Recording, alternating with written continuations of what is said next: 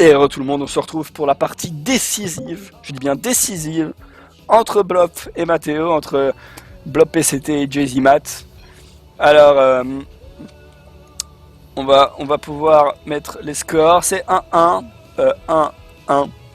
Alors, on ne sait toujours pas comment inverser les positions ici des joueurs, mais ce n'est pas grave. Va-t-on repartir sur l'extrêmement classique de Mathéo, un Reaper qui a fait plus le taf que d'habitude dans la game d'avant, effectivement 3 kills, c'est plus que 2, même si 6 aurait été mieux, il aurait carrément la possibilité de faire 6, mais c'est pas grave, on voit l'envie est là, l'idée y est, l'exécution n'est pas top, mais l'idée y est, et pour avoir une exécution un peu mieux, il faut jouer, et encore jouer. Alors, ouais, on part Reaper, hein, bien sûr la classique, mais assez bien exécuté au début de la partie au moins. Jusqu'à ce que le Reaper arrive, c'est pas mal. Après, on ne sait pas trop quoi en faire, mais jusqu'à ce que le Reaper arrive, c'est pas mal. Pareil pour le joueur Protoss qui envoie toujours sa sonde. Peut-être pourrons-nous un jour éventuellement voir du mind game où le joueur Protoss n'enverrait pas sa sonde, et là le joueur Terran se dirait « Mais, que se passe-t-il ?» On ne sait pas. Ou peut-être le joueur Terran enverrait-il un moment en VCS. On ne sait pas. Le joueur Protoss qui arrive, qui va venir enquiquiner le joueur Terran pour la pose de son dépôt. Mais je pense que le dépôt aurait pu passer. Je pense que le dépôt aurait carrément pu être mis. Je ne sais pas. Le hold position ici, va-t-il encore perdre comme la game d'avant? Non, allez, on pose le dépôt, pas de temps à perdre, on pose le dépôt. Voilà, on a posé le dépôt, c'est déjà une petite victoire en soi. Le Reaper qui va pouvoir partir, peut-être devrait-il avant tuer cette sonde là, avant de faire quoi que ce soit. Oula, un petit proxy peut-être, je sens la Stargate arriver dès que ceci sera fini. Assez mal positionné, hein, le proxy, on préfère les proxys ici, hein, sur cette map, au niveau du proxy aérien. Attaquer une B2 très tôt dans la game sur cette map là, avec pas beaucoup de distance, les marines ici peuvent directement se douter que l'oracle vient de là, étant donné qu'il ne va pas faire ce trajet là pour faire du mind game et ce trajet là, mais je ne pense pas qu'on est à ce niveau de la lecture du jeu de la part des deux joueurs.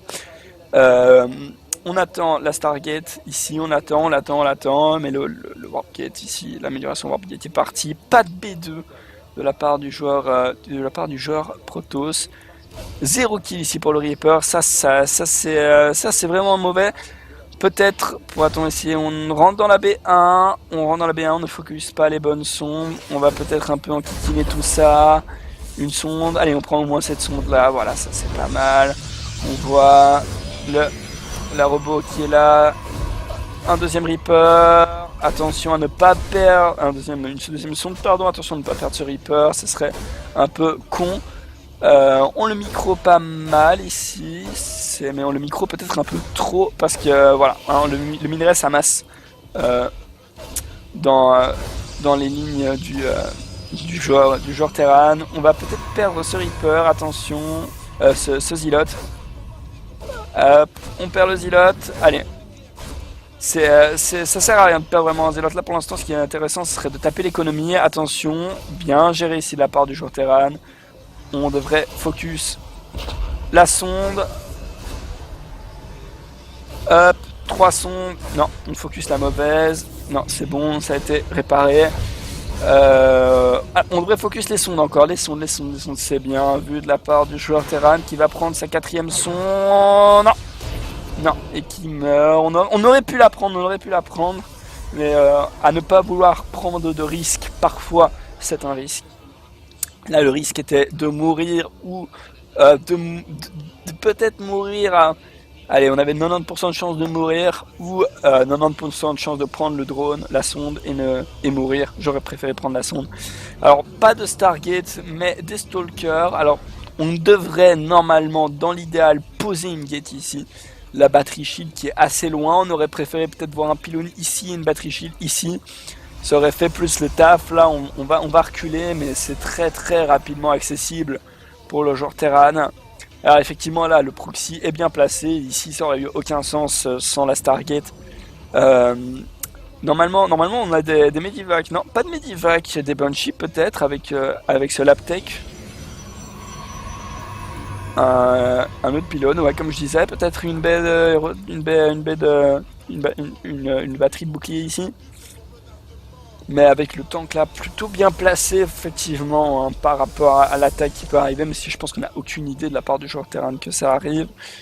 Pas tellement de vision de la part des deux joueurs, mais pas de B2 si on pose la B2 maintenant à l'instant pour le joueur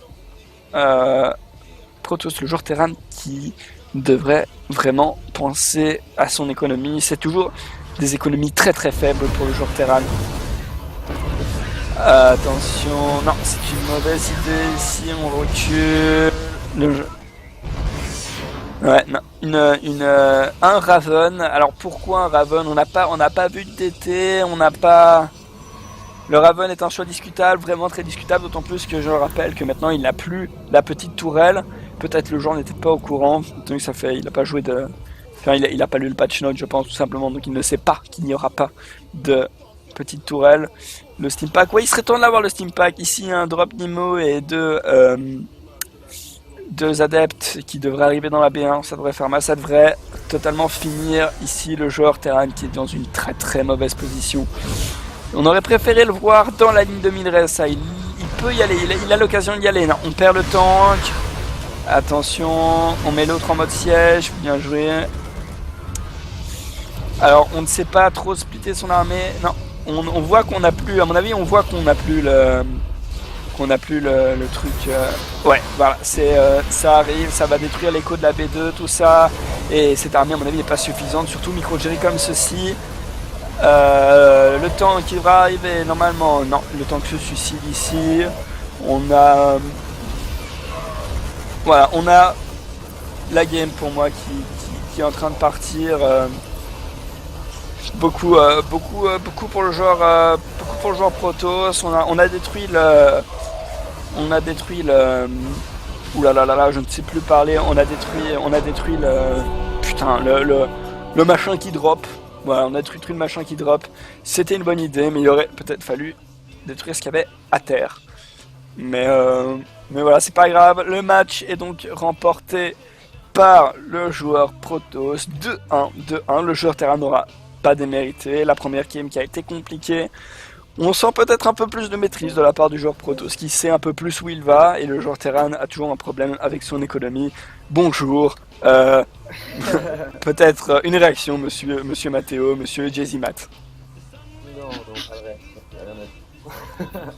Pas de réaction pour Jessimat? Je suis trop mauvais. J'ai voulu lancer un petit. Mais j'avais oublié que les corbeaux ils avaient dit. Je voulais lancer un petit attaque aux corbeaux. Non, les corbeaux n'ont plus la petite tourelle. Bah écoute, c'est comme ça. Une réaction du joueur Protoss.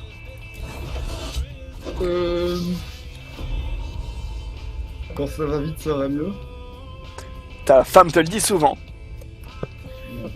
Alors, eh ben c'est 2-1 de la part du joueur, en tout cas pour le joueur Protoss. On va pouvoir l'inscrire sur le tableau des scores, même si je pense qu'il sert plus à grand chose étant donné que les autres joueurs ont déserté. Je n'arrive plus à trouver mon bon marqueur, le marqueur rouge. Où est le marqueur rouge? Il est là, et du coup c'est 2-1 pour Blop. On va pouvoir l'inscrire ici. Hop. I'm the best StarCraft nigga ever. Yeah. Yo. Voilà, alors peut-être Adrien veut-il faire ses parties? D'accord. Du coup, je pense que la Power Clash est finie. Hein. On a fait 4 games en 5 heures. C'est pas mal. En vrai, moi j'en ai gagné 2. Hein. On a gagné 2, j'en ai perdu. Ouais. On a fait 4 games en 2 heures. C'est ce que je dis. Ouais. Non, en 5 heures. Voilà, si vous voulez une autre édition de la Power Clash, n'hésitez pas à le mettre partout. Hein. On ne sait pas où cette vidéo sera, donc on ne sait pas où vous devez mettre quoi. De toute façon, personne va la regarder. Voilà. Et donc hashtag Power Clash. Hein. On le veut en TT. Rien du tout. Tout le monde s'en bat les couilles de nos vies. On le veut en TT, et si on est en TT, si on est en top trend, bien sûr, on va faire une autre édition de la Poire Clash et vous serez invités à la Poire Clash. Pas de doute, j'imagine ce qui va se passer. Vous serez invités à la prochaine Poire Clash et au-dessus de 5 participants, je dis bien au-dessus de 5 participants, on offre un petit cadeau bien sûr. On met en jeu un petit quelque chose histoire de vous motiver au-dessus de 5 participants. Allez-y, donc hashtag Poire Clash, n'hésitez La pas. mère de Blob. Allez, salut tout le monde!